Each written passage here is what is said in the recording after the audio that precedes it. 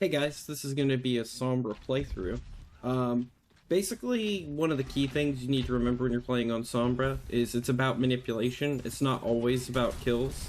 I would say outside of one team fight, this is probably the closest I could come to a perfect game. I think that there's room for improvement for myself, but I think that this is pretty damn close to perfect Sombra play. You just need to plant seeds of manipulation, and that's a big thing to remember. So your early game is about planting those seeds. You're going to see me hack specific people to get them to flinch, and then you're going to see me manipulate their front line later in the game. So one of the key things to remember is that as Sombra, your job is to create opportunities for your team, or to sync up with opportunities your team creates. So for me, I'm going to be looking to set up plays for my team and create a mismatch for my Zarya and Mei. So as we're hacking targets, I'm constantly looking to hack the Rhine. I want to create the pressure on the Rhine that I'm constantly going to be hacking him. And I want him to, remember I exist. So as we begin to play here, you're going to see my team is basically carrying me because I'm not in the fights I should quote-unquote be in. But this is ideal Sombra play. You're not there, and you're in and out, in and out. So you're going to see me constantly be applying pressure, poking, and my team is going to win team fights. You're going to see my Mei and my Zarya are doing a really good job in the front line, and the Mei ult being first ult in the game is going to win this team fight for us. The opponent's Valkyrie doesn't get value because of the Mei ult, and you're going to see me just clean up the Mei's kills.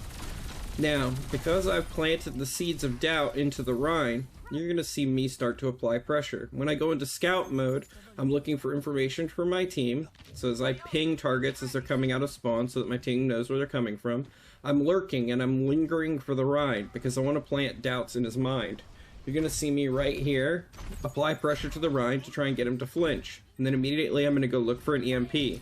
With EMP, you want to tunnel onto the farthest target. So in this case, it's going to be the Mercy. When you're playing with Sombra, you don't always have to translocate in, and in some cases you can just walk in, which is preferable, and you want to walk towards the farthest target because you'll hit more targets that way. So again, I go into scout mode, and you're going to see me just continuously looking to apply pressure. Again, I'm going to start pinging targets for my team, and then again, I'm looking for the tank to apply pressure. I'm looking to create mismatches. So as the team drops here, I know I need to create a mismatch. The Rhine's going to flinch, which is going to lead me to this situation. As Rhine charges down, I'm going to hack him again to try and pull him away from his front line. I know that Zarya is going to be applying pressure on the front line, so as Zarya is applying pressure and our 4v4 is developing, I want to make sure that I pull the Rhine as far away as possible.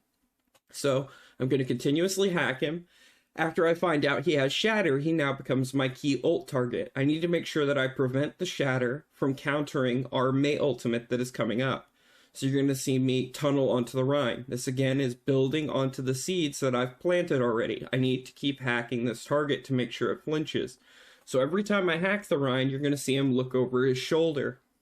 So when this play starts to develop, you're going to see me tunnel. Again, I'm going to hack the Rhine. He's going to flinch. I know I need to get back in. I hack the target again. He flinches. I'm going to go back in again for one last try.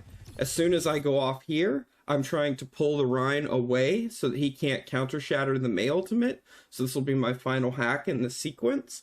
But because I hacked this Rhine 5 or 6 times before he could get out of spawn, I create this play for my Mei. The Rhine constantly flinching, on top of being worried about me, creates a lack of awareness on his part to be able to counter shatter the Mei ultimate here. And it's something that you need to capitalize on and manipulate via Sombra. So as the front lines are closed here, I've actually created more space artificially by constantly applying pressure to the Rhine. So now we're going to get a free Mei ultimate into a team fight with a hacked Rhine. And as that happens, the Mei ultimate's going to win the fight, but I laid the foundation for it. So you're going to see me hack the Rhine. There's no counter shatter. Rhine gets frozen. I tunnel. I immediately translocate out after I create the 4v4 matchup, and immediately I go into scout mode. I know that we've won this fight because of the kill feed, so I immediately again am looking for my target. One of the big things to remember when you're looking for your target is it's not always correct to go in on them, but you can always hack and apply pressure. So I'm trying to pull the Rhine into this corner with my hack and my pressure, and this is going to create a mismatch on their front line. Because Rhine couldn't get to our front line, he's not there to support the Reaper, as the Reaper fights in effectively a 4v1 because the supports are coming out of spawn. So because I've created this mismatch, again, we're going to get more progress because the Rhine is constantly looking and poking for me. So again, it's manipulation. You want to make sure that the opponent is flinching. And if they don't bite and they aren't consistently flinching, maybe you look for another target. But realistically, if you tunnel onto one person and apply enough pressure, they'll eventually break mentally. So just keep that in mind as you're applying the pressure, and you'll create mismatches like this one on your screen, where the Reaper is no way of winning. So as they're coming out of spawn, the Reaper dies. I'm going to hack the Rhine again to get him to flinch. The supports are now free from my team because they were going to support the Reaper, and the Rhine isn't in a position to protect his team. So as I pull the Rhine into the corner, my team is going to be able to clean up the supports for free. Now, a grain of salt here. I am going to create a lost team fight here because I'm greedy. I'm going to poke the bear, and because I poked the bear, I'm going to get punished. One of the big things to remember is that after a team fight is won, you go into scout mode. You don't have to win the team fight for your team anymore. And I overextend here, and this is the only reason that I don't lose the perfect game, is my team saves me. So as we go into the replay here, you're going to see that I poke the bear, and you don't poke the bear. So Rhine's going to be hacked. He has Shatter. Still hasn't a chance to use it. I can't get another hack. Rhine's going to rotate around. I'm going to put myself in the corner to get behind him. I'm going to get a hack, and immediately the bear is going to snap. It's going to pin me, but because I get a Zarya shield, I get to translocate out. But Reaper teleports in, and because Reaper teleports in, he gets an uncontested Blossom. So in this situation, I immediately go back into scout mode. I have no chance of winning a fight here, so I'm just looking for information from my team, so I'm just going to slow trail. I see that the Rhine is pushing up. I want to make sure I don't give my position away so that the Rhine constantly is looking for me. As my team initiates this fight, I know that I shouldn't go for the Rhine because of his positioning. So I'm going to go for the farthest target in the back, which in this case is going to be Mercy. As I go in for the Mercy, the Rhine's going to charge to me, but it's going to give us a free grab from our Zarya. They're going to clean up both of those kills, and I'm just going to kite the Rhine. I'm going to use my Translocator and my health pack to just kite the Rhine out to create another 4v4 mismatch.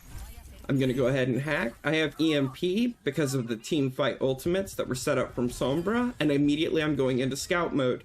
Scout mode doesn't require me to get kills.